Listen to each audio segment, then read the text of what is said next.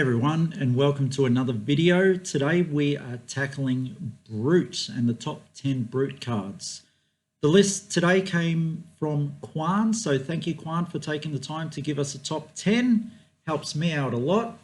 And I also want to throw out a shout out on YouTube to Yazi. If you haven't seen Yazi's last video regarding top 10 Crucible of War cards, he covers Brute in that. It's fantastic. Like, just the way he did that video, and he's done a previous one to that Rhinar Rising Brute deck profile. You should take a look at it if you've got a chance. Fantastic. A lot of talent. Too bad he does it on Rhinar. Yeah, all that talent wasted on Rhinar. All right, that's my little dig. Anyway, we're going to get straight into this. Top 10 cards for Brute. You know, I play Ninja. I'm all out there. I love my Brute matchups. I kill lots of Brutes. I love it. Anyway, top 10 cards in no particular order. Beast Within, though. Oh, no, let's start from the beginning. I've got to start here. Mandible Claw. Once per turn action, spend to attack.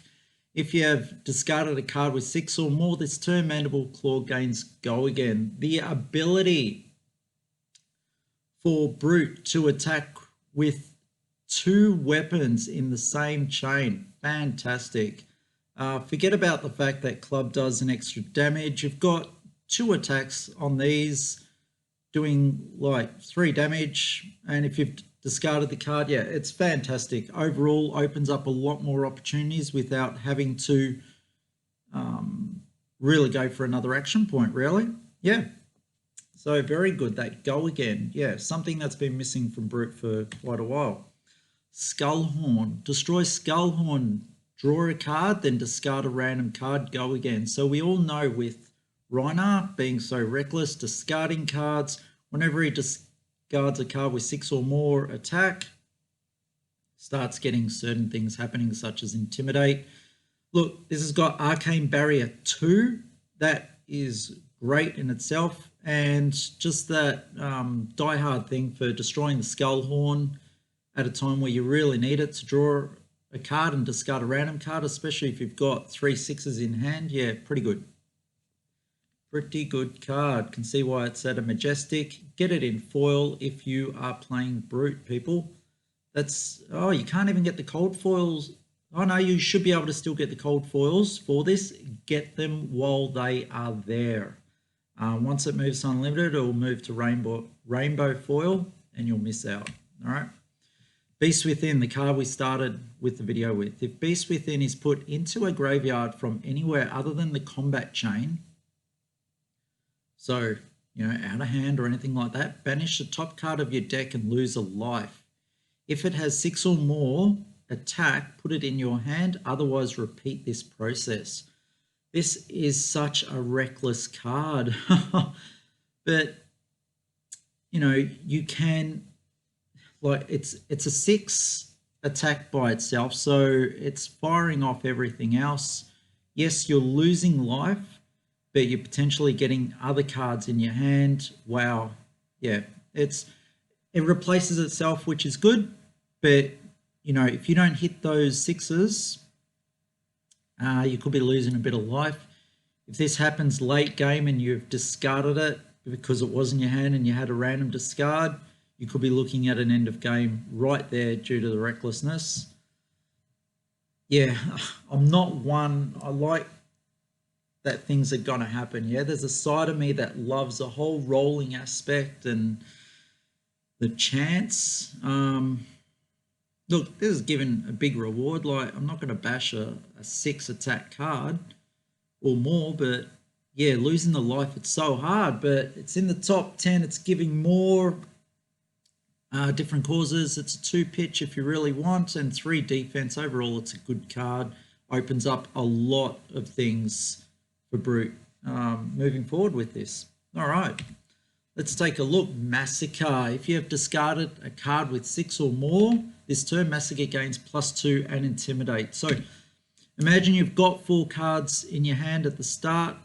Somehow you've discarded this, or you've just You don't even need to, really.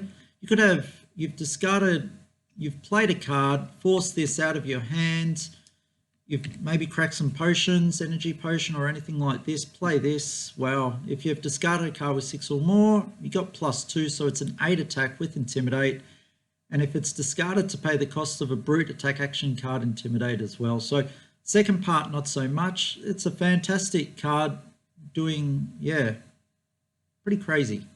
8 damage. Yeah, pretty good. Especially if you're able to get various actions.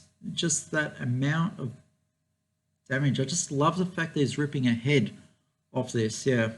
I got this 3 foils, I believe, myself. So I really looked for this card. Just an amazing looking card and amazing card itself. Look at that. 3 defense as well. Really good. Right, Alpha Rampage from Welcome to Wraith. Now this is a Rhinar specialization. As an additional cost to play Alpha Rampage, discard a random card and Intimidate. The fact that it's doing 9 damage with the potential for Intimidate with a 3 defense, fantastic card. Now notice these have all been very high cost cards, so we need to start seeing some blue in there to pay for these type of cards. And very much you're going to find that your Rhino deck is most likely going to be just full of reds and blues, yeah, just to get things going. Here we go, Blood Rush Bellow. Oh, of course, with these type of yellow cards. As an additional cost to play Blood Rush Bellow, discard a random card. Your brute attack gains +2 this turn. If the discarded card is 6 or more, draw 2 cards. And Blood Rush Bellow gains Go Again. Far out. How crazy is that?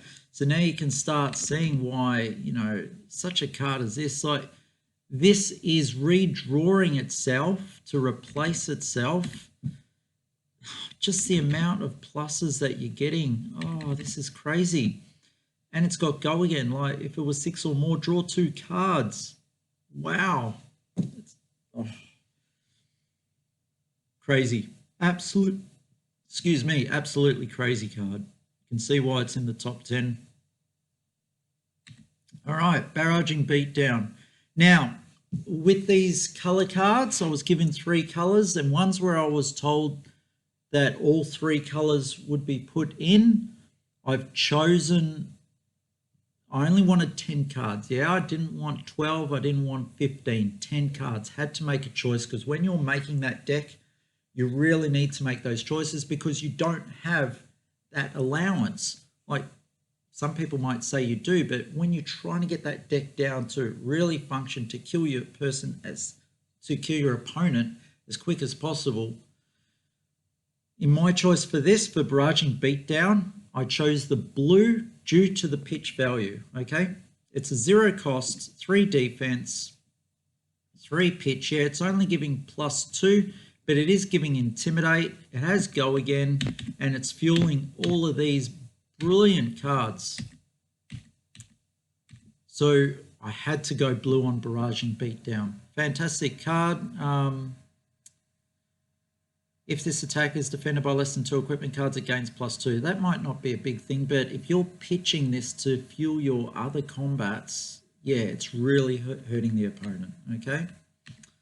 All right, Pack Hunt, Intimidate. So another Intimidate card, 6 costs. So yeah, you can just start seeing that a lot of these are 6 and above. It's what you want for Rhinar. Everything else can be very much a risk. So 6 with Intimidate and 3 defense, costing 2, 1 pitch. It's a pretty good card. Yeah, they're going to build up. You're going to find that people don't have their hand, and if you're able to gain Go Again or extra action points and then follow up, if you've got the cards in hand from Blood Rush Bellow and then follow up with 2 Mandible Claws, you're really just laying the smackdown, really. Like Tagadera banishes a face, yeah, a random card from their hand, and it's random, so they could be putting away some of their defense cards as well. Yeah.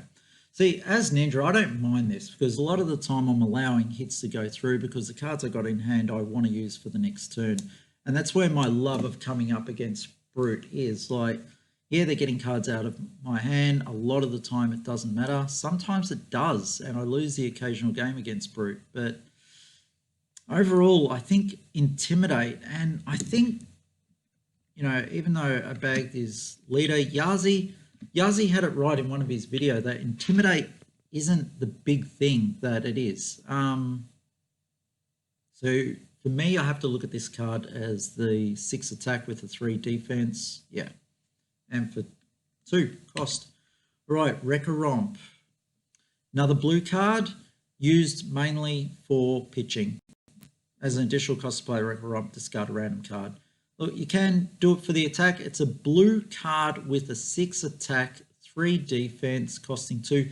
Overall, this is a fantastic card. This is the choice card that should be in most Brute decks for the simple fact that it's a 3 pitch. Like, it's crazy. Like, you don't even need to play this card. You just need to keep pitching it. And yeah, it'll be their end game for when you need it, another 6 attack. It is the penultimate card being blue and 6.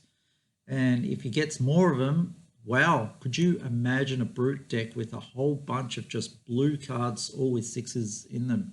Oh, scary. Absolutely scary. Primeval Bellow.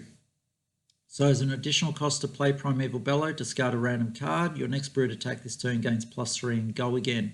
3 pitch, I'd mainly be using this for its pitch value, 0 cost, but if you need to play it, you can, giving a nice +3, and possibly giving you the Intimidate aspect. So that's the 10 cards, people. I started off with Brute when I first played the game, and then I thought he was going to be too popular, and that's the real reason I moved to Ninja, because I didn't want the popular deck. And then all of a sudden, he just fell off the radar, and other decks such as Warrior and Ninja. I'd invested in Ninja at that point, so I just stuck with it, and it's probably going to be the next video that we do on this. But yeah, I kind of wish I'd stuck with Brute, and I'll probably go back to him and look at it. But in the meantime, I'll leave that for people like Yazi and see how we go. Hope you enjoyed it, guys. A little banter with myself, and we'll see you on the next video. Catch you all.